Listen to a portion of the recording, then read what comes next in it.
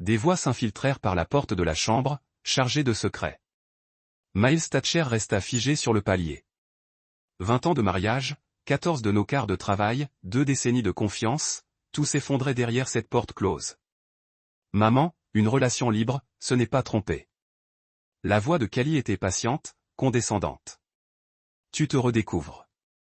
Il n'a pas besoin de savoir. Ce n'est pas son domaine. Miles agrippa la rampe. Ses jointures blanchirent. Kendra rit nerveusement. Puis, des mots qui bouleversèrent tout. Tu as raison. J'ai déjà commencé à parler à quelqu'un. Il dit, je mérite le luxe. Miles sentit le sol se dérober sous ses pieds. Sa fille, sa femme, conspiratrice contre sa vie. Il descendit l'escalier à reculons, attrapa ses clés et partit sans un bruit. La guerre avait commencé. Il ne le savait simplement pas encore. Miles rentra chez lui 1 heure plus tard. La maison était plongée dans le noir. Kendra était allongée dans son lit, apparemment endormie. Il fixa le plafond jusqu'à l'aube. Son esprit retraçait à toute vitesse 20 ans de mariage, à la recherche de signes, de moments qu'il avait manqués. Le lendemain matin, il se déclara malade. La première fois en 3 ans. Pendant que Kendra était au travail, Miles devint quelqu'un d'autre. Quelqu'un qui installait du matériel de surveillance. Quelqu'un qui surveillait les historiques vocaux sur les appareils Alexa. Quelqu'un qui traquait les empreintes numériques. Il se disait qu'il collectait des informations. Au fond, il savait que ce n'était pas le cas. Il montait un dossier. Les enregistrements révélaient tout. Cally lui rendait visite quotidiennement. Elle coachait sa mère comme un Mac coache une courtisane. Tu devrais créer un TikTok, suggéra Cally. Appelle sa radio après 40 ans. Montre aux gens que la vie ne s'arrête pas avec le mariage. Mais que faire si ton père le voit? Et alors? Tu ne fais rien de mal. Miles observa sa femme se transformer. Nouveaux vêtements, nouvelle coiffure. Nouvelle technique de maquillage apprise sur YouTube. Radio après 40 ans, gagnait des abonnés chaque jour. Les commentaires d'autres femmes vivant des éveils similaires affluaient. Et parmi les messages de soutien, il y avait Lars Brennan. Ces commentaires étaient subtils. Des compliments sur l'énergie authentique de Kendra. Des suggestions de pratiques de pleine conscience, des offres de partage de ressources issues de son cabinet de coaching. Miles a enquêté sur Lars comme s'il traquait un criminel, car c'était le cas. Lars Brennan n'avait aucune véritable qualification. Son coaching somatique biospirituel lui venait d'un atelier d'un week-end à Sedona. Son adresse professionnelle était une boîte aux lettres dans un centre commercial, mais il réussissait dans ce qu'il faisait. Son Instagram montrait des dizaines de femmes, toutes à peu près du même âge que Kendra, toutes rayonnantes de la même énergie authentique. Miles a creusé plus profondément. 5 villes différentes en 3 ans, partant toujours dès que sa clientèle découvrait ses méthodes. Il ciblait spécifiquement les femmes mariées, en particulier celles en transition de la quarantaine. C'était un briseur de mariage professionnel. Un soir, en rentrant chez lui, Miles a trouvé la voiture de Cally dans l'allée. Il s'est garé en bas de la rue et s'est approché à pied. Ses compétences militaires d'il y a 25 ans se sont manifestées. Par la fenêtre du salon, il les a vues, femmes et filles, partageant un verre de vin, regardant l'ordinateur portable de Cally. Il veut te mettre en avant dans son matériel promotionnel pour son centre de bien-être, dit Cally avec enthousiasme. Ça pourrait être énorme pour ta marque. Vraiment? Kendra était essoufflée. Il me trouve assez photogénique. Il te trouve parfaite. Il m'a dit que tu avais un charisme naturel. Miles sentit la glace couler dans ses veines. Il me dit, ni te l'a dit, comme si Cally et Lars avaient des conversations séparées au sujet de sa mère. Miles se dirigea vers la fenêtre de la cuisine. Meilleure vue sur l'écran de l'ordinateur portable. Site de réservation d'hôtel. Plusieurs réservations, noms différents, dates différentes, même carte de crédit. Son estomac se noie. Sa femme et sa fille étaient toutes les deux en couple avec le même homme. Aucune n'était au courant pour l'autre. Miles appela son beau-frère, Rick. Expert en cybersécurité, sécurité bancaire. J'ai besoin d'une faveur. Garde le silence. De quel genre de faveur s'agissait-il? La voix de Rick était prudente. Suivi financier, surveillance des communications. Tout. Miles, c'est à la limite de la surveillance illégale. Ma famille est la cible d'un chasseur professionnel. J'ai besoin de tout savoir. Rick resta silencieux 30 secondes. De quoi as-tu besoin? Empreinte numérique complète. Carte de crédit, relevé téléphonique, réseaux sociaux, email, habitudes de voyage. C'est lourd, Miles. Si ça tourne mal, je porte la responsabilité seul. Nouvelle pause. Il me faudra 2 heures pour tout mettre en place. Rick, merci. Ne me remercie pas encore. Tu n'apprécieras peut-être pas ce qu'on trouvera. 2 heures plus tard, une surveillance complète était en place. Messages, appels, données de localisation, transactions financières, tout. Rick a rappelé avec les premières données. Miles, ce type est pire que tu ne le pensais. À quel point? Il a des comptes actifs dans 8 États différents, plusieurs identités, au moins 15 femmes différentes qui lui envoient de l'argent régulièrement. Miles sentit sa mâchoire se serrer. Quel genre d'argent? De tout, des séances de soins énergétiques à $50 à des retraites spirituelles intensives à $5 000. Une femme du Nevada lui a envoyé $23 000 pour ce qu'on appelle un investissement d'expansion de conscience. Seigneur, il y a plus. Il a un réseau. D'autres types utilisent la même stratégie. Ils partagent des listes de cibles, comparent leurs techniques. C'est comme une franchise pour détruire des familles. Que cherchez-vous exactement? Demanda Rick. Des preuves, répondit Miles. Des preuves du genre d'homme que ma famille a invité dans nos vies. Que allez-vous faire de ces preuves? Miles fixa le tableau de bord de surveillance. Des données en temps réel défilaient sur l'écran. Je vais le détruire. La surveillance révéla le fonctionnement complet de Lars. 8 femmes dans 3 États, toutes mariées, toutes quadragénaires ou quinquagénaires. Son approche était un article. Contact sur les réseaux sociaux, introduction progressive de concepts New Age, présentation du mariage traditionnel comme une forme d'oppression. Mais ce sont ces déplacements qui étaient les plus inquiétants. De ville en ville, selon des cycles prévisibles, de 3 à 6 mois chacun. Dans chaque ville, il laissait des rapports de police, des disputes conjugales, des plaintes pour maltraitance, des urgences médicales. À Portland, Jenny Morrison a déposé une ordonnance restrictive. Lars l'a convaincue de quitter mari et enfant. Elle a été hospitalisée pour dépression sévère lorsqu'il a disparu avec $15 000. Son fils de 16 ans a tenté de se suicider lorsque la famille s'est effondrée. Denver, 2 sœurs, toutes 2 impliquées avec Lars simultanément. Rupture familiale, dépression nerveuse pour l'une d'elles. Les autres ont tenté de se mutiler lorsqu'elles ont découvert la vérité. Leur père âgé est mort d'une crise cardiaque pendant le chaos familial. Phoenix Rebecca Martinez, 43 ans, a vidé son compte retraite pour le programme d'élévation de conscience de Lars. Lorsqu'il a disparu, elle a perdu sa maison. Sa fille a abandonné ses études. La famille est toujours sans abri. Sacramento. Linda Cole et sa fille Amy. Même schéma, même destruction. Amy a fini en hôpital psychiatrique. Linda a tenté de mettre fin à ses jours lorsqu'elle a réalisé ce qu'elle avait fait à sa famille. Chaque ville, chaque famille, même dévastation méthodique. Miles a consulté les rapports médicaux. Chaque femme présentait les signes de la même infection bactérienne, de la même souche, de la même progression. Il ne s'agissait pas d'une transmission accidentelle. Lars rendait délibérément malade ses patientes. Le schéma était clair. Identifier les femmes vulnérables, exploiter leurs insécurités, extraire de la valeur, disparaître avant les conséquences. Mais cette fois, ce serait différent.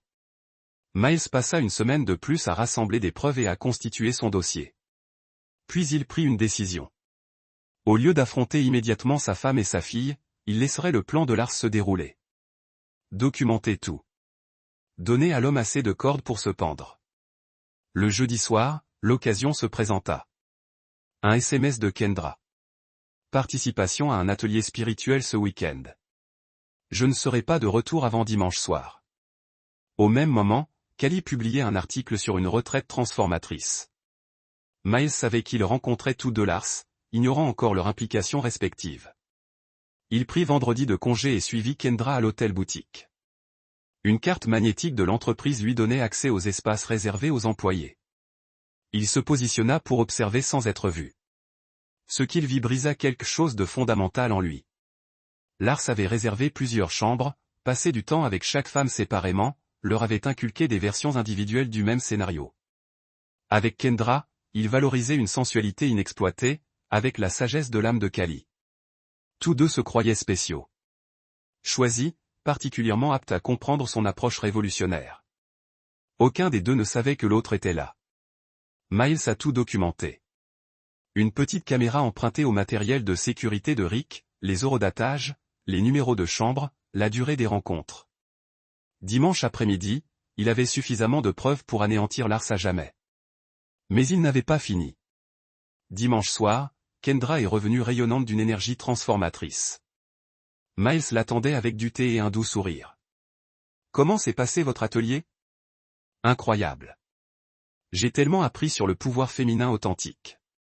Avez-vous rencontré des personnes intéressantes ? » L'animateur était formidable. Cet homme nommé Lars comprend le cheminement spirituel des femmes.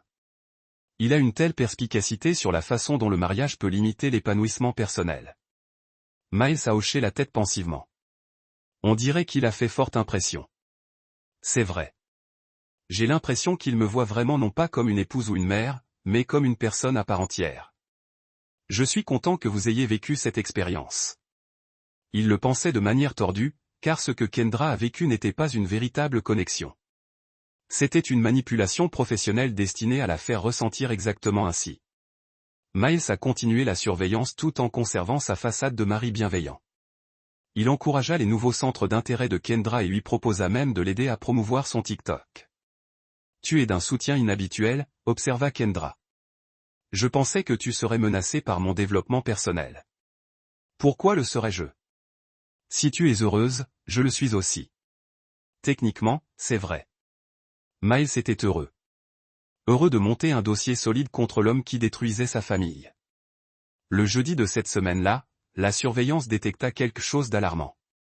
Kendra et Kali envoyaient toutes deux des messages à Lars pour lui dire qu'elle ne se sentait pas bien. Fatigue, fièvre, douleurs abdominales. Toutes deux attribuaient ces symptômes à des réactions de désintoxication. Miles savait qu'il n'en était rien. Il avait vu les rapports médicaux des patients précédents de Lars. Vendredi soir, Kali était aux urgences.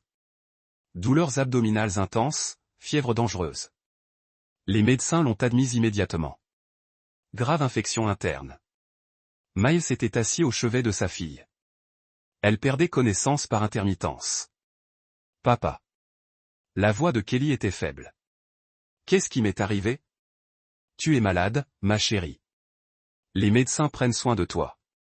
Tout est douloureux. Repose-toi. Concentre-toi sur ton rétablissement. » Kali lui serra la main. « Je suis désolé pour maman. Je sais que tu le sais. Je le vois dans tes yeux. » Miles regarda sa fille.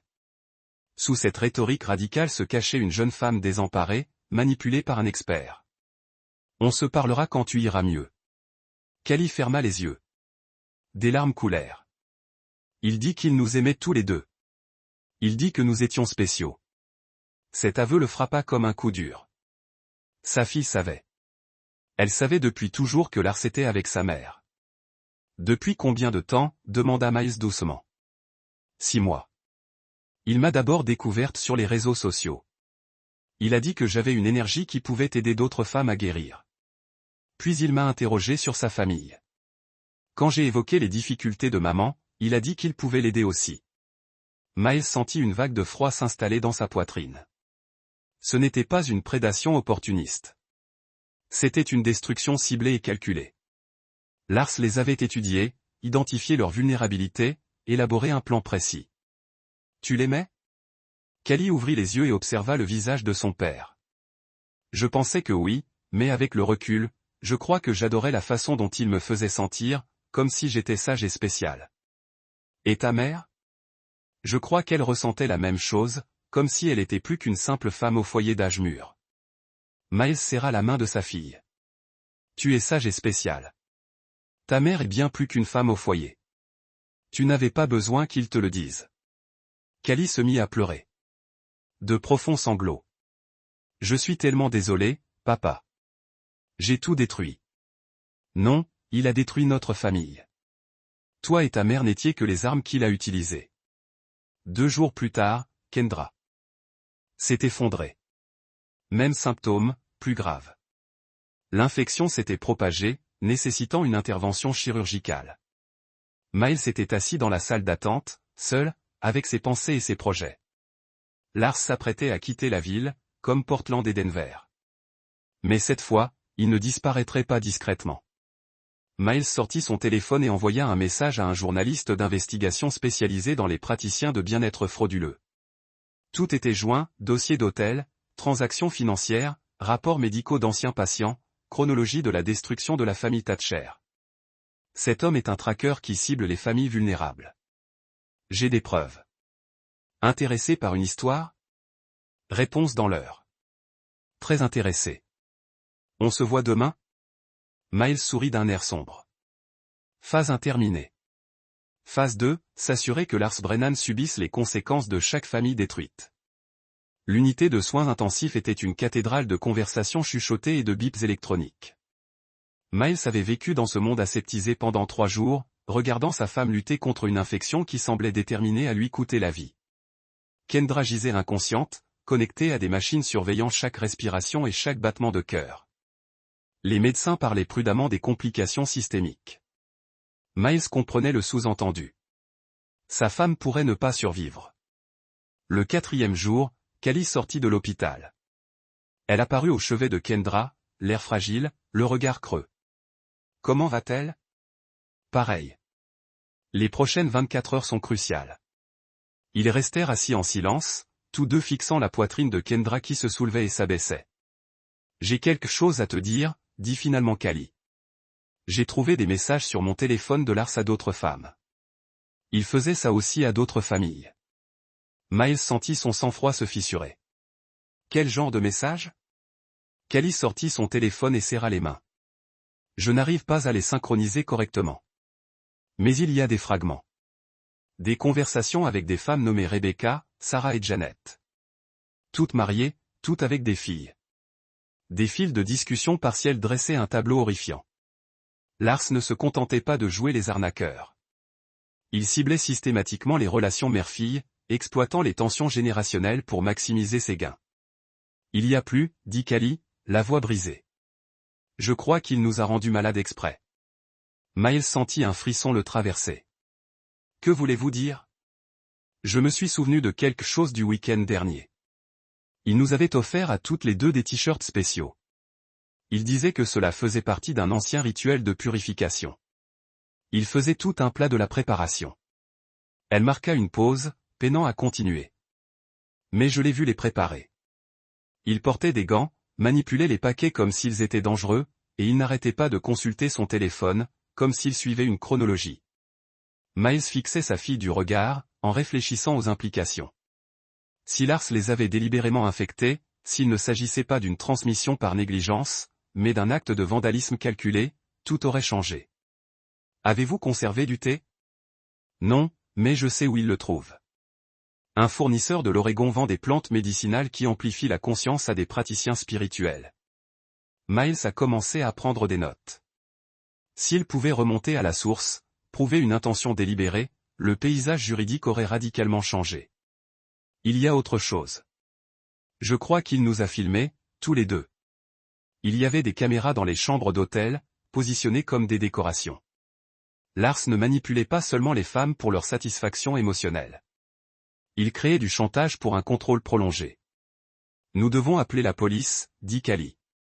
Non, pas encore. Callie la fixa, stupéfaite. Papa, cet homme nous a infectés. Nous ne pouvons pas aller à la police avec des fragments et des spéculations. Lars est trop intelligent. Il aura des avocats, des alibis, des explications. Il nous faut plus que des soupçons. Alors, que faire? Miles regarda sa femme inconsciente, puis de nouveau sa fille.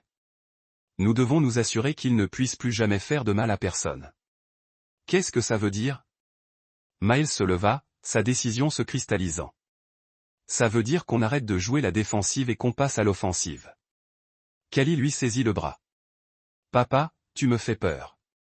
Miles baissa les yeux vers sa fille. Cette jeune femme manipulée par un homme mauvais. Je rassemble des preuves sur Lars depuis des semaines. Dossier financier, habitudes de voyage, communication avec d'autres victimes. Je sais où il habite, comment il opère, qui sont ses fournisseurs, et je vais utiliser ces informations pour m'assurer qu'il subisse les conséquences pour chaque famille qu'il a détruite. Cally relâcha son bras, scruta son visage avec une inquiétude croissante. Ce n'est pas toi, papa. Tu n'es pas vengeur. Tu as raison. Moi non plus. Mais l'homme qui faisait confiance à sa famille pour agir avec intégrité est parti. L'homme qui croyait que les bonnes intentions protégeraient ceux qu'il aimait est mort. Il fit un geste vers la forme immobile de Kendra. Cet homme n'a pas pu sauver sa femme d'un chasseur. Cet homme n'a pas pu empêcher sa fille d'être manipulée pour trahir sa propre famille. Cet homme était faible, papa. Mais cet homme comprend que certaines personnes ne réagissent qu'aux conséquences. Cet homme a des ressources, des relations et n'a plus rien à perdre. Cally pleurait. S'il te plaît, ne fais pas quelque chose que tu regretteras. Miles essuya une larme sur la joue de sa fille. Ma chérie, notre famille est déjà partie. La question est maintenant de savoir si d'autres familles subiront le même sort. Mais qu'en est-il du pardon? La guérison. Le pardon est pour ceux qui sont capables de remords. La guérison est pour les blessures qui ne sont pas infligées activement. Lars est un chasseur qui a détruit des vies dans plusieurs États. Il est probablement en train de passer à ses prochaines cibles. Miles montra à Cally une capture d'écran de la publication de Lars sur les réseaux sociaux du matin. La légende de la photo prise à l'aéroport parlait de nouvelles opportunités de sensibilisation. Il courait déjà. Cally fixait la publication, le visage décomposé, réalisant que Lars les abandonnait sans un regard en arrière. « Il ne nous a jamais aimés », murmura-t-elle. Non, il n'a jamais aimé personne. Nous n'étions que des cibles faciles. Ils restèrent assis en silence. Finalement, Cally reprit la parole. « Que voulez-vous que je fasse ?» Miles regarda sa fille avec surprise. « Tu veux aider ? Je veux m'assurer qu'il ne puisse pas faire ça à d'autres familles. Ce ne sera pas beau à voir. Rien ne garantit que justice sera rendue par les voies officielles. Ensuite, nous trouverons des voies non officielles. Tu as dit que tu avais des ressources. Utilise-les. » Miles sentit quelque chose changer en lui. Un changement de cap à la fois libérateur et terrifiant. Premièrement, nous localisons sa position actuelle. Le courrier de l'aéroport était une erreur d'acheminement. Je peux suivre ses cartes de crédit. Comment ? Ton oncle Rick travaille à la sécurité bancaire. Il me doit des services. Miles commença à rédiger un message. Deuxièmement, nous contactons les autres victimes. Coordonnons nos efforts. Les plaintes individuelles disparaissent. Les campagnes coordonnées attirent l'attention. Je peux aider. Je suis doué avec les réseaux sociaux et la recherche. Troisièmement, nous nous assurons que nos preuves parviennent aux bonnes personnes, des enquêteurs fédéraux spécialisés dans les fraudes interétatiques. Et si ça ne marche pas, Miles regarda sa fille, découvrant une détermination adulte qui n'était pas présente auparavant. Ensuite, nous nous assurons que l'affaire prenne trop d'ampleur pour être ignorée. On rend Lars Brennan célèbre pour de mauvaises raisons. Cally hocha la tête d'un air sombre. Quand est-ce qu'on commence ? On l'a déjà fait, répondit Miles en envoyant son message à Rick. Comme convoqué, le médecin de Kendra apparut. Le docteur Patricia Vance, une femme d'une cinquantaine d'années, a la compétence constante. Monsieur Thatcher, puis-je vous parler en privé ? Miles entra dans le couloir, le cœur battant. Cally le suivit. L'état de votre femme s'est stabilisé, dit le docteur Vance. Miles sentit ses genoux faillir se dérober de soulagement. Les antibiotiques font leur effet. Dieu merci, chuchota Cally. Cependant, je dois l'interroger sur ses activités récentes. L'infection est inhabituelle, elle ne se transmet généralement pas par contact normal. Miles échangea un regard avec Cally. Quel type de transmission ? Un contact intime avec une personne déjà infectée ou une exposition à des substances contaminées. J'ai vu des cas similaires dans d'autres villes, toujours impliquant des femmes pratiquant des pratiques de bien-être alternatives. D'autres villes, Portland, Denver et Phoenix. Les CDC ont suivi une tendance, mais les personnes atteintes ont hésité à fournir des détails. Miles ressentit un frisson. Docteur, dites-vous que cette infection est liée à une activité organisée. Le schéma suggère une transmission délibérée plutôt qu'un événement aléatoire. Nous devons signaler cela, a déclaré Cali. Oui. Aux autorités locales et au CDC. Miles a appelé l'inspectrice Sarah Martinez, une femme avec qui il avait travaillé lorsque la compagnie maritime a été la cible d'un vol organisé. Sarah, c'est Miles Thatcher. Je dois signaler une affaire qui pourrait être liée à des enquêtes fédérales. Miles, ça fait un bail. Quel genre d'affaire? Fraude interétatique. Ciblage systématique de familles, transmission délibérée de maladies infectieuses. Le ton de Sarah s'est durci. Dites-moi tout. Miles a exposé les preuves. Dossiers financiers, habitudes de voyage, rapports médicaux, conversations enregistrées, communication numérique.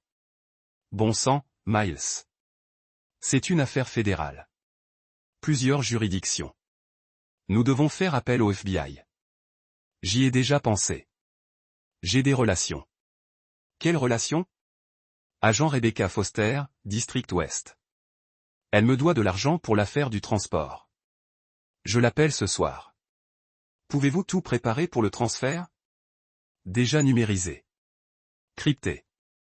Prêt pour une transmission sécurisée. Miles, si c'est aussi important que ce que vous décrivez, vous êtes peut-être tombé sur quelque chose d'énorme. C'est plus grand qu'un seul chasseur. Sarah, ce type a un réseau. D'autres hommes utilisent les mêmes techniques. Ils partagent des listes de victimes. Comparez les méthodes. Comment le savez-vous? Parce que j'ai suivi les communications entre Lars et au moins 6 autres personnes dans différents États. Ils ont un forum privé. Ils se présentent comme des spécialistes de la libération familiale. Sarah est restée silencieuse pendant 30 secondes. Miles, vous venez de décrire le crime organisé. C'est exactement de cela qu'il s'agit. Cette conversation a tout changé. L'inspecteur Martinez a confirmé que Lars était déjà une personne d'intérêt dans plusieurs enquêtes. Le FBI le traquait, mais n'avait pas réussi à rassembler suffisamment de preuves jusqu'à présent. En moins de 48 heures, Miles était assis dans une salle de conférence d'un bâtiment fédéral à Denver, rempli d'agents, de procureurs et d'analystes. L'agent Foster dirigeait le briefing. Monsieur Thatcher, ce que vous avez découvert semble être un réseau coordonné de chasseurs ciblant des familles vulnérables dans au moins 8 États. Elle a affiché une carte sur le projecteur. Des points rouges marquaient les villes où des cas similaires avaient été signalés. Chaque point représente des familles systématiquement détruites par des hommes utilisant des méthodes presque identiques. Ciblage sur les réseaux sociaux, manipulation psychologique, rupture familiale, exploitation financière. Combien de familles? Demanda Miles. Une estimation prudente, plus de 200 familles au cours des 3 dernières années. Miles sentit sa mâchoire se serrer. Et vous étiez au courant? Nous nous en doutions, mais nous n'avons pas pu relier les points. Vos preuves nous fournissent les liens nécessaires.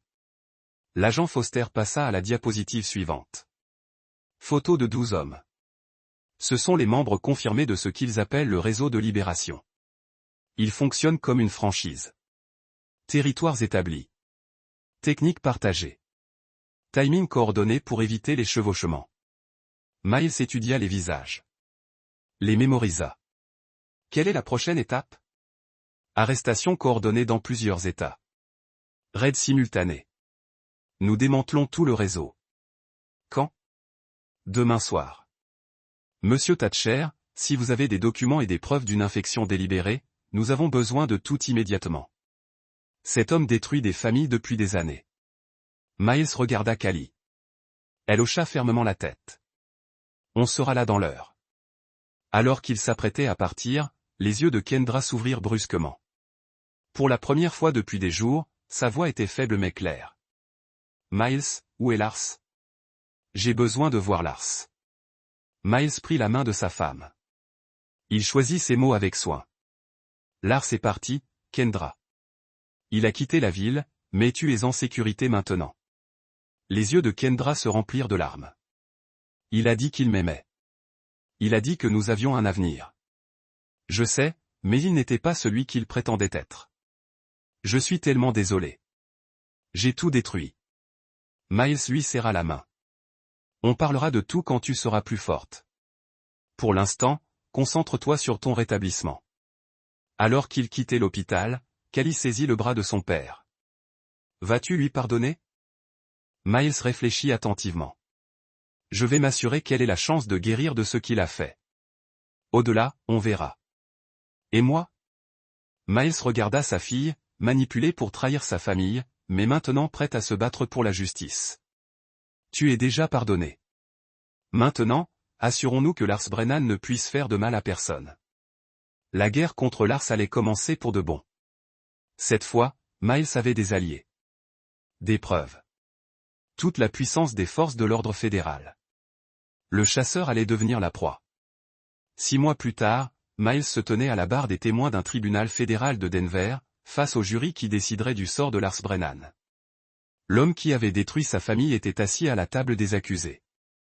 N'étant plus le manipulateur sûr de lui, la vie carcérale n'avait pas été clémente.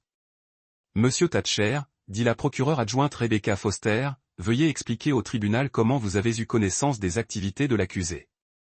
Miles avait répété ce moment pendant des semaines. Mais, debout ici, avec Kendra et Cally dans la galerie et Lars à 6 mètres, le poids menaçait de le submerger. J'ai surpris une conversation entre ma femme et ma fille. Miles a commencé à parler d'un ton posé. Elle parlait de ce qu'on appelle la redécouverte et la vie authentique. Il est devenu évident que ma femme fréquentait un autre homme. Ma fille encourageait cette relation. Qu'avez-vous fait de ces informations? J'ai d'abord rassemblé des preuves. J'ai installé des appareils d'enregistrement et des logiciels de surveillance pour comprendre l'ampleur de la situation. Et qu'avez-vous découvert? Miles a pris une inspiration. L'accusation avait passé 3 jours à présenter les preuves techniques. Il était temps maintenant de passer à l'impact humain. J'ai découvert que Lars Brennan menait une campagne systématique pour détruire ma famille. Il avait enquêté sur nous, identifié nos vulnérabilités, élaboré des stratégies de manipulation spécifiques pour exploiter à la fois la crise de la quarantaine de ma femme et l'idéalisme de ma fille. Pouvez-vous décrire ces méthodes? Miles s'est tourné vers le jury et a établi un contact visuel. Il s'est présenté comme un coach spirituel capable d'aider les femmes à découvrir leur authenticité. Il a utilisé les réseaux sociaux pour identifier des cibles potentielles, des femmes mariées en transition, en particulier celles dont les filles étaient actives dans des communautés de bien-être. Comment a-t-il abordé votre famille en particulier? Il a d'abord contacté ma fille via son compte Instagram, où elle publiait des articles sur la théorie féministe et les thérapies alternatives. Il a passé des semaines à construire une relation, se positionnant comme un mentor qui comprenait le désir de sa génération pour une vie authentique. Miles marqua une pause, jeta un coup d'œil à Cally dans la galerie. Il hocha la tête d'un air encourageant. Une fois ma fille en confiance, il s'enquit de la dynamique familiale. Lorsqu'elle évoqua les difficultés de sa mère à se sentir dévalorisée, il suggéra qu'il pourrait l'aider aussi. Il s'est donc servi de votre fille pour avoir accès à votre femme. Exactement. Mais il est allé plus loin. Il a convaincu ma fille que le mariage traditionnel était une institution patriarcale qui étouffait l'authenticité des femmes. Il lui a appris à considérer l'infidélité de sa mère, non pas comme une trahison, mais comme une libération. Quel en a été le résultat? Miles sentit son sang-froid se fissurer légèrement. Même après des mois de réflexion, la trahison de sa fille restait profondément douloureuse. Ma fille a activement encouragé l'infidélité de sa mère. Elle a contribué à créer des comptes sur les réseaux sociaux pour attirer les hommes. Elle l'a coaché pour qu'elle me mente. Elle lui a apporté un soutien émotionnel face à des comportements qui violaient toutes les valeurs de notre famille. Les avez-vous confrontés? Non. J'ai réalisé que M. Brennan était trop sophistiqué pour une confrontation directe. Au lieu de cela, j'ai continué à rassembler des preuves tout en recherchant son passé. Qu'ont révélé vos recherches? Lars Brennan avait mis en œuvre ce même stratagème dans plusieurs villes pendant plusieurs années. Il identifiait les familles vulnérables, exploitait les relations entre mère et fille, en tirait le maximum de valeur, puis disparaissait lorsque les victimes commençaient à comparer leurs expériences. Miles a sorti un dossier préapprouvé. J'ai documenté des schémas similaires à Portland, Denver, Phoenix et Sacramento. Dans chaque ville, il a laissé des familles brisées, des urgences médicales et des difficultés financières. Vous avez mentionné les urgences médicales. Pouvez-vous développer? Ce fut la partie la plus difficile, mais la plus critique. Ma femme et ma fille sont tombées gravement malades après l'intensification de leur relation avec M. Brennan. Au début, Elles ont attribué les symptômes à des réactions de désintoxication liées à des pratiques spirituelles, mais leur état s'est rapidement détérioré. De quels symptômes s'agissait-il? Une forte fièvre, de fortes douleurs abdominales, une inflammation interne nécessitant une intervention d'urgence. Ma fille s'est rétablie relativement rapidement. Ma femme a passé plusieurs jours dans un coma artificiel. En avez-vous déterminé la cause? Oui.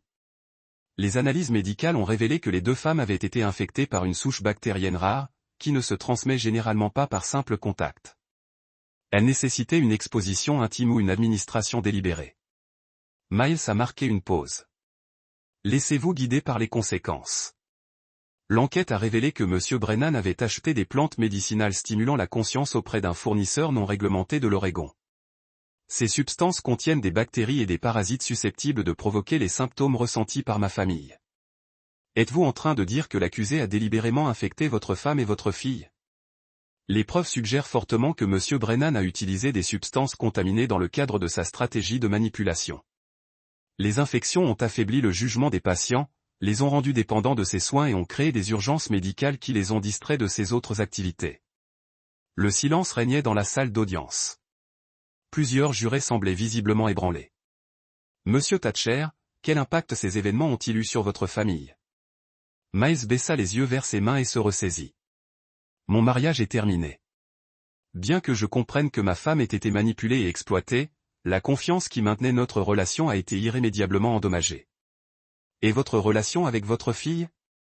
Nous nous reconstruisons lentement. Elle suit une thérapie et s'efforce de comprendre comment elle a été manipulée pour trahir sa propre famille. Elle ressent une immense culpabilité. Votre femme s'est-elle rétablie? Physiquement, oui. Émotionnellement, elle peine à accepter que quelqu'un qu'elle croyait aimer détruisait systématiquement sa vie.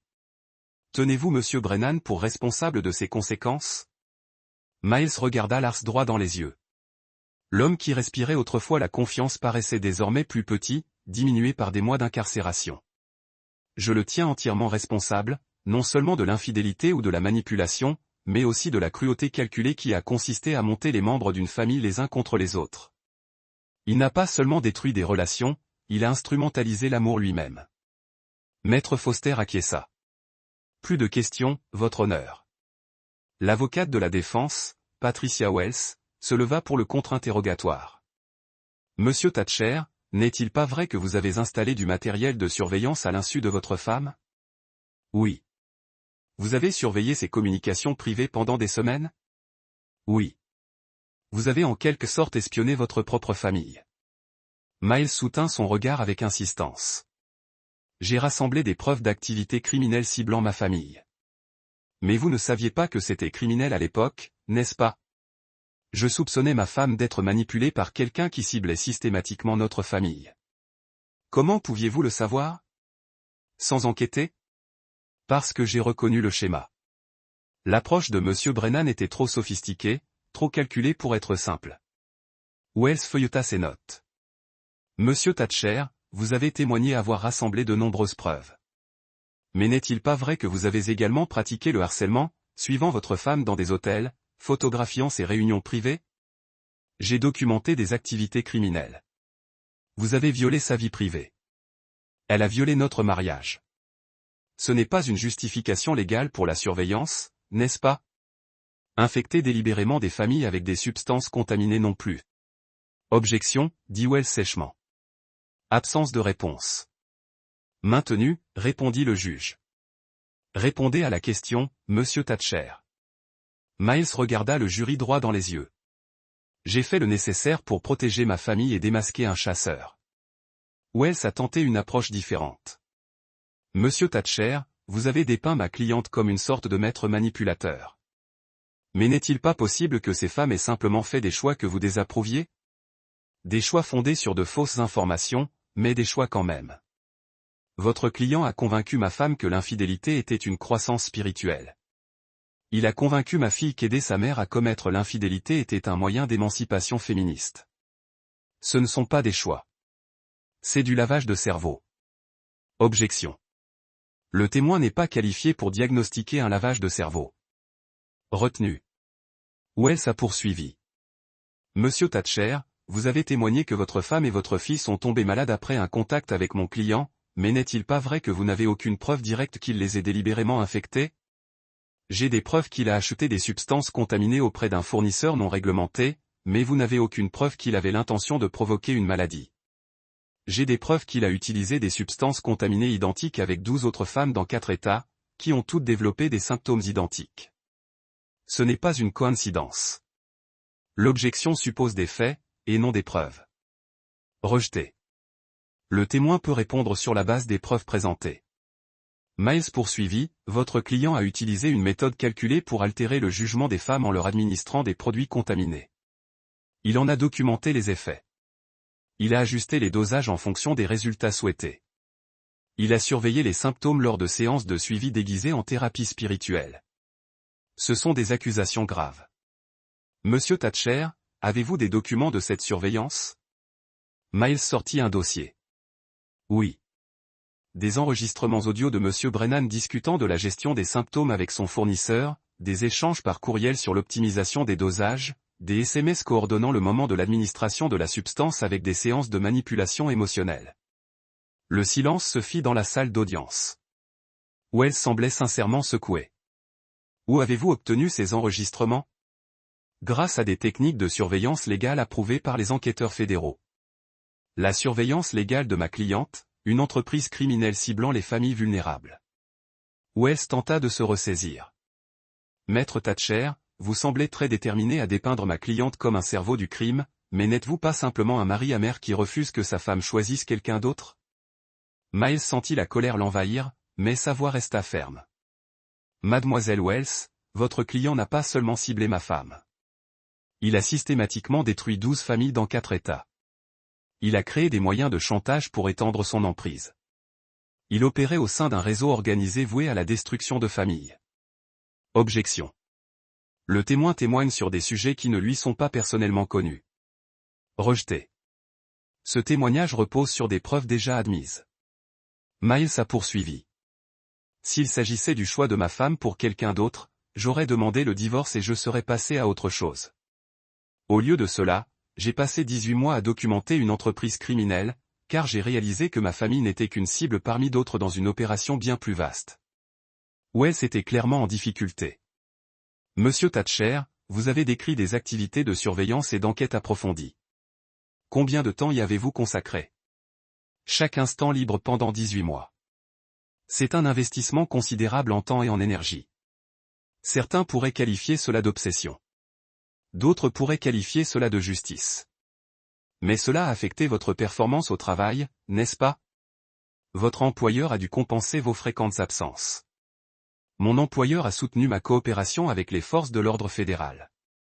Parce que vous lui avez dit que vous participiez à une enquête fédérale, parce que je participais à une enquête fédérale. Wells était à bout de souffle. Monsieur Thatcher, n'est-il pas vrai que vous avez contacté les médias pour médiatiser cette affaire? J'ai contacté des journalistes d'investigation spécialisés dans la dénonciation des chasseurs, pour mon plaisir personnel, afin d'avertir d'autres victimes potentielles, mais aussi pour me venger de mon client. Miles a regardé Lars droit dans les yeux pour la première fois lors du contre-interrogatoire. La vengeance de Mademoiselle Wells aurait été de rencontrer votre client dans une ruelle sombre. Une batte de baseball à la main. Le juge est assis dans cette salle d'audience, le regardant subir les conséquences de la destruction de famille. La distinction flottait dans l'air. Plusieurs jurés hochèrent légèrement la tête. Wells semblait se rendre compte qu'elle perdait du terrain. Plus de questions. En se retirant, Miles ressentit un soulagement et un vide profond. Il raconta son histoire, présenta des preuves, subit un contre-interrogatoire, mais son témoignage l'avait forcé à revivre chaque détail douloureux. L'accusation s'est arrêtée le lendemain après avoir présenté les témoignages de 11 autres victimes. La défense a présenté un dossier succinct. Des témoins de moralité. Des témoignages d'experts suggéraient que des infections bactériennes auraient pu être contractées par d'autres moyens, mais les preuves étaient accablantes. Les dossiers financiers montraient des schémas évidents d'exploitation. Les preuves médicales démontraient une transmission délibérée d'agents pathogènes. L'analyse numérique révélait des opérations sophistiquées ciblant des familles vulnérables. Le plus accablant étaient les enregistrements. Des dizaines d'heures de manipulation de femmes par Lars, les convainquant que trahir leur famille était un progrès spirituel. Le jury délibéra moins de 4 heures. Coupable de tous les chefs d'accusation, annonça le président. Lars ne manifesta aucune émotion à la lecture du verdict. Il avait été reconnu coupable de fraude interétatique, de racket et de coups et blessures volontaires, ce qui le condamnait à 25 ans de prison fédérale. Devant le tribunal, Miles se tenait aux côtés de Callie et de plusieurs autres familles de victimes. Le temps à Denver était frais et clair. « C'est fini ?» demanda Callie. Miles regarda sa fille. Cette jeune femme forcée de grandir trop vite, qui avait appris de dures leçons sur la confiance et la manipulation. La partie juridique était terminée. Le reste allait prendre du temps. Jenny Morrison s'approcha d'eux. La femme de Portland dont l'ordonnance restrictive avait été l'une des premières preuves. « Merci », dit-elle à Miles. « Si tu ne nous avais pas tous mis en contact, il serait encore là, à détruire des familles. On a tous fait notre part. L'important, c'est qu'il ne puisse faire de mal à personne. Que vas-tu faire maintenant ?» Miles réfléchit à la question. Pendant des mois, toute son existence avait été centrée sur la constitution du dossier contre Lars. Je vais reconstruire ma vie. Comprendre qui je suis quand je ne serai plus défini par ce qui a été fait à ma famille. Vas-tu retourner à la marine marchande? Non. Je pense à la défense des victimes. Aider d'autres familles qui ont été prises pour cible par des chasseurs comme Lars. Callie le regarda avec surprise. Vraiment?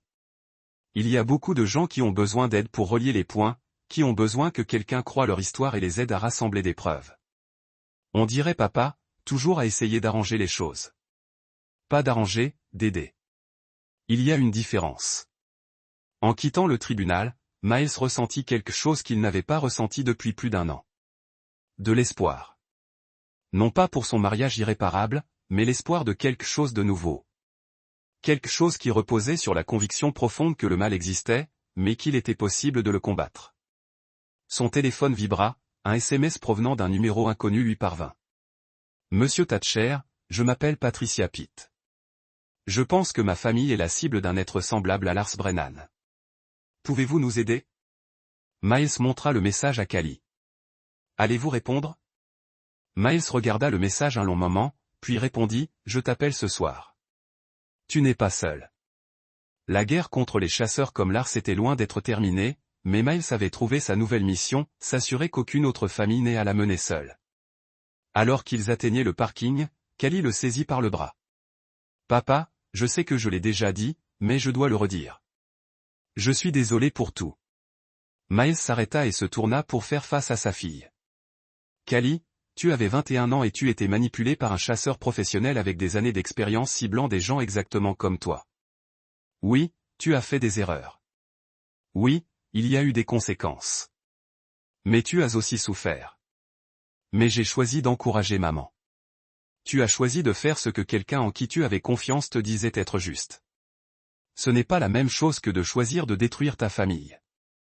Tu pensais aider ta mère à trouver le bonheur. » Callie s'est remise à pleurer. « Je ne sais pas comment me pardonner. » Miles a pris sa fille dans ses bras et l'a serrée fort.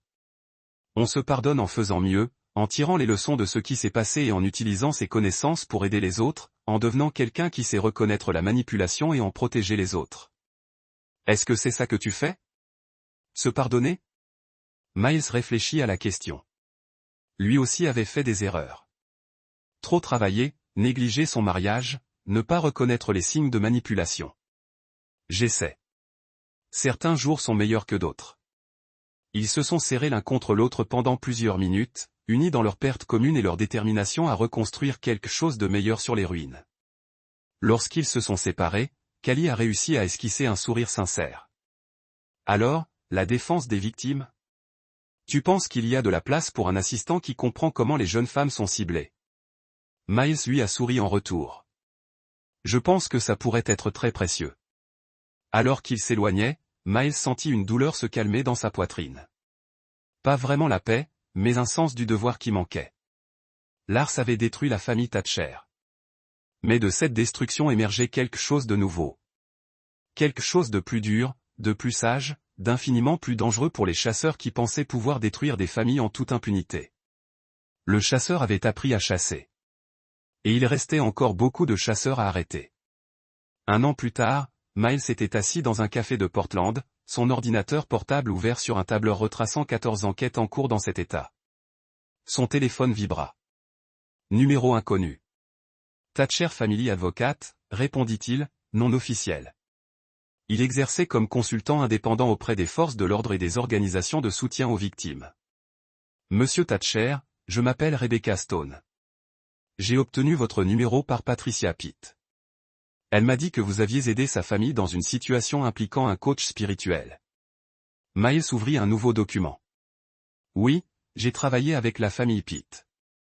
Parlez-moi de votre situation. Il s'agit de ma mère et de ma sœur.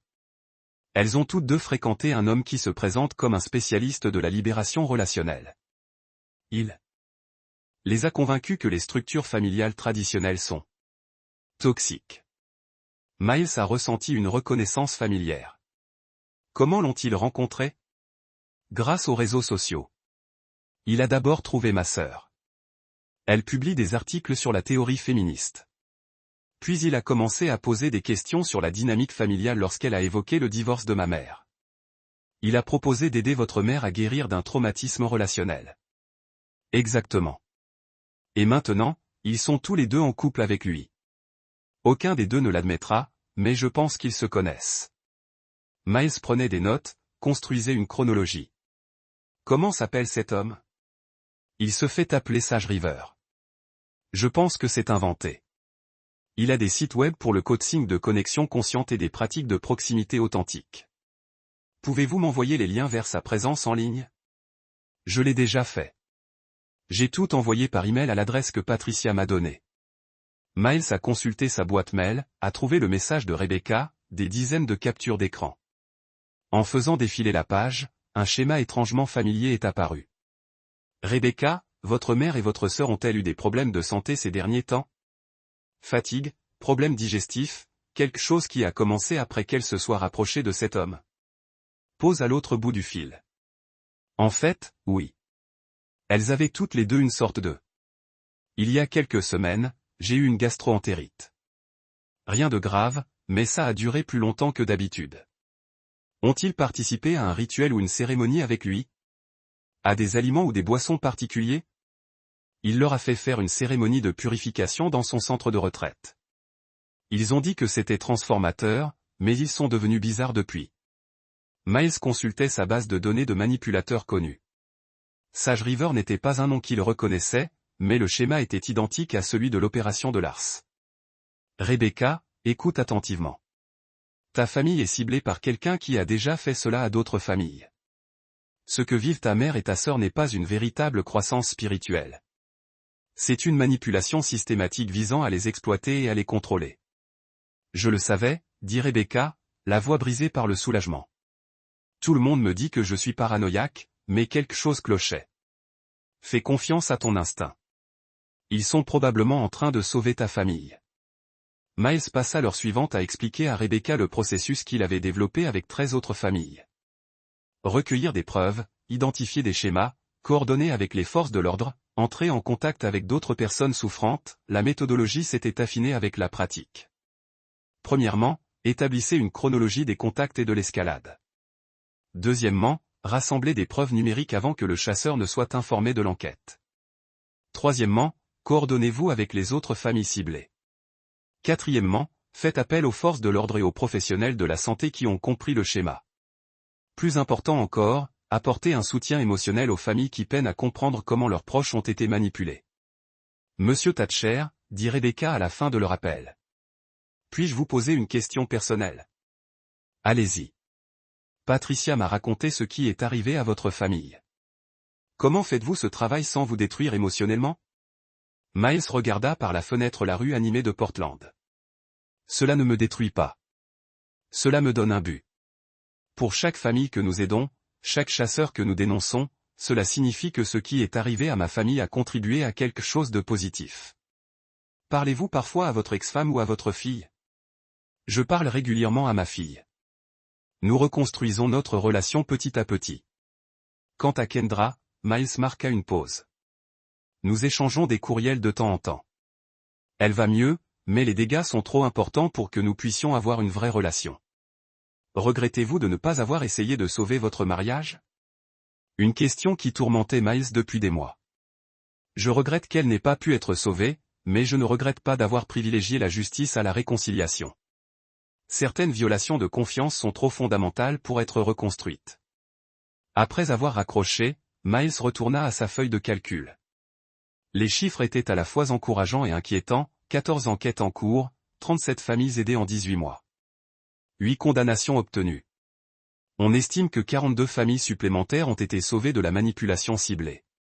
Son téléphone vibra, un SMS de Cali. Papa apprit la nouvelle de la condamnation à Sacramento. Encore une de moins. Fier de toi. Miles sourit et répondit, un travail d'équipe. Merci pour les recherches sur ses habitudes sur les réseaux sociaux. Cali avait obtenu son diplôme plus tôt que prévu et travaillait maintenant à temps plein comme spécialiste en criminalistique numérique, se concentrant sur les cas de trackers en ligne ciblant les familles. Son expérience de victime lui avait donné une vision unique des tactiques de manipulation. Elle suivait également une thérapie 2 fois par semaine, travaillant encore sur la culpabilité de son rôle dans la destruction de la famille, mais elle canalisait cette culpabilité de manière constructive. Miles termina son café et se dirigea vers son prochain rendez-vous. Il devait rencontrer des agents du FBI et coordonner une enquête multi-États sur ce qu'ils avaient commencé à appeler des réseaux de désintégration familiale, des groupes organisés de chasseurs partageant informations, tactiques et parfois cibles.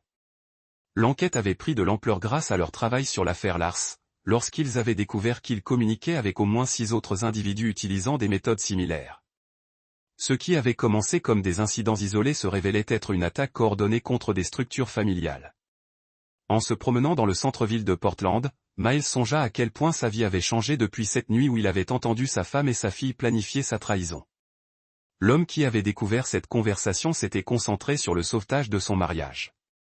L'homme qui marchait dans Portland aujourd'hui avait d'autres priorités, démasquer les chasseurs, soutenir les victimes, démanteler les réseaux qui ciblaient les familles vulnérables. Ce n'était pas la vie qu'il avait planifiée, mais c'était celle qui avait émergé des ruines de tout ce qu'il avait perdu. Son téléphone sonna de nouveau. Inspectrice Sarah Martinez de Denver. Miles, nous venons d'arrêter quelqu'un du nom de Marcus Down à Colorado Springs. Même schéma que Brennan. Cibler des couples mère-fille via les réseaux sociaux, utiliser des substances contaminées, constituer un support de chantage.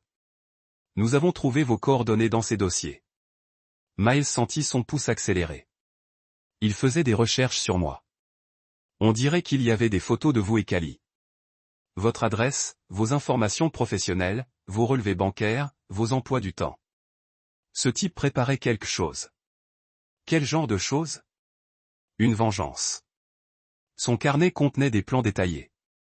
Il vous accusait d'avoir détruit le réseau. Il vous appelait la destructrice de famille. Destructrice. Accrocheur. Miles. Ce n'est pas drôle. Il avait des armes. Du matériel de surveillance. Il prévoyait d'enlever Cali et de l'utiliser pour vous forcer à abandonner vos enquêtes. Miles s'arrêta de marcher, scruta la rue avec une conscience nouvelle. Où est-il maintenant? En détention fédérale, mais il ne parle pas. Et nous pensons qu'il y en a d'autres. Combien d'autres? Inconnus. Mais Marcus avait une liste de contacts cryptés. Nous travaillons à la déchiffrer. Sarah, j'ai besoin des informations de protection pour Cali. S'il cible ma famille, c'est déjà fait. On vous surveille tous les deux jusqu'à ce qu'on découvre l'étendue de ce réseau. Bien, mais je ne me cache pas Miles, ces gens sont dangereux. Ils te voient comme une menace existentielle pour leur opération. Ils ont raison. Miles sentit une froideur familière s'installer dans sa poitrine, la même détermination qui l'avait poussé à dénoncer Lars. Envoie-moi tout ce que tu as sur Marcus Down. Et commence à le relier à d'autres affaires. S'il y a un réseau, on va tous les trouver. Miles, tu dois faire attention. Ces gens savent qui tu es maintenant. Bien. Préviens-les de mon arrivée. Qu'est-ce que tu prépares? Ce que j'ai toujours prévu. Traque-les un par un jusqu'à ce qu'il n'en reste plus. Après avoir raccroché, Miles appela immédiatement Cali. Papa, qu'est-ce qui ne va pas? Où es-tu en ce moment? Au travail. Pourquoi as-tu cette voix? Ne rentre pas ce soir. Ne va nulle part seul. Les agents fédéraux viendront te chercher dans 20 minutes. Papa, tu me fais peur. Bien. Reste effrayé jusqu'à la fin. Miles passa les 2 heures suivantes à coordonner ses actions avec les agents fédéraux, à mettre en place des refuges, à revoir les protocoles de sécurité et à planifier des opérations offensives. Il appela également Jenny Morrison, la famille Pitt et toutes les familles de victimes avec lesquelles il avait travaillé. Ce n'est pas fini, leur dit-il à chacune. Ils viennent nous chercher, mais nous allons les frapper en premier. Le soir venu, Miles avait mis en place un dispositif sans précédent, un réseau coordonné de familles de victimes, soutenu par les forces de l'ordre fédéral et doté de renseignements complets sur les opérations des chasseurs. Ils l'appelèrent le « réseau des chasseurs ». Ces derniers pensaient traquer Miles. Ils ignoraient qu'il venait de tomber dans un piège. Après avoir raccroché, Miles se tenait sur le trottoir animé de Portland.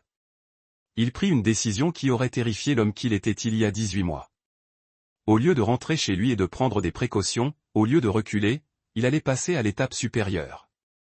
Il a sorti son ordinateur portable, a commencé à composer un email à la famille de chaque victime avec qui il avait travaillé, à chaque contact avec les forces de l'ordre qu'il avait développé, chaque journaliste qui avait couvert ses enquêtes. Ligne d'objet, il est temps d'aller à l'offensive. Le message a décrit son plan. Au lieu de répondre à des cas individuels lorsqu'ils ont émergé, il commencerait à chasser de manière proactive les chasseurs qui utilisaient des tactiques de perturbation familiale.